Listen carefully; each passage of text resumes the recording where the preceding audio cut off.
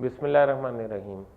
Army chief की कराची में 50 से ज़ायद टॉप बिजनेसमैनों से मुलाकात हुई है। उस मुलाकात में एक बात बड़ी इंपॉर्टेंट है जो अब एक बड़ी कार्रवाई होने जा रही है, वो मुझे आगे चल के आपको बताता हूँ। उधर से अंदाज़ा होता है कि अब किन बिजनेसमैनों के ख़िलाफ़ शिकंजा जो है वो तैयार किया जा रहा है।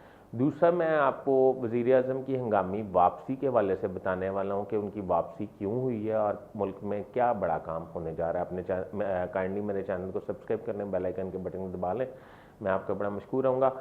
तो वज़ीर-ए-आज़म पाकिस्तान ने अक़वाम मुत्तहिदा में एक कामयाब ख़िताब किया और नेतन्याहू के सामने ख़िताब किया और इसराइल की जहारियत पे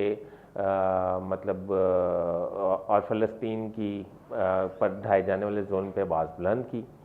और अब नेतन्याहू जब ख़िताब के लिए आया तो ना सिर्फ Pakistan, Iran, Bangladesh, Indonesia, Lebanon, इन तमाम मालिक ने पाकिस्तान के साथ ये इज़हार यकजहती किया और ये उठ के वॉकआउट कर गए। ये बड़ी नाकामी थी इसराइल की। अच्छा, अब वो सारी मसरूफियत, उन्होंने लंदन रुकना था शहबाज शरीफ साहब ने, वो सारी मसरूफियत तर्क करके पाकिस्तान आ रहे हैं। पाकिस्तान इसलिए आ रहे हैं कि आइनी तरमीम जो है अगले 2 से 3 दिन में टेबल कर दी जाएगी और जब टेबल हो जाएगी तो इसे भारी अक्सर से मंजूर भी कर लिया जाएगा।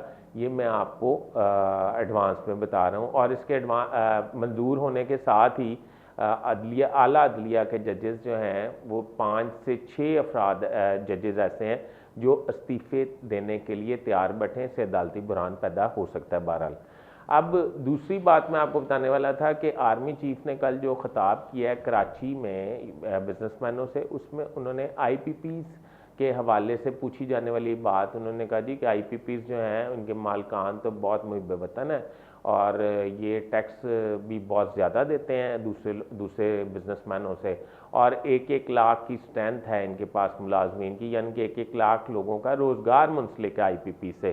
जिस पे आर्मी चीफ ने कहा कि जिन IPPs ने गलत पेमेंटें ली हुई हैं और पाकिस्तान का पैसा लूटा हुआ, उनके खिलाफ कार्रवाई की जाएगी, बाकी IPPs को तंग नहीं किया जाएगा। इसका मतलब यह है कि नैब को एक्टिव किया जा रहा है और IPPs जो हैं उनके खिलाफ शिकंजा तैयार किया जा रहा है। अभी तक के लिए इतना ही। अपने होस्ट फैसल इद्रीस भट्ट को इजाज़त दीजिए। अल्लाह हाफ़िज़।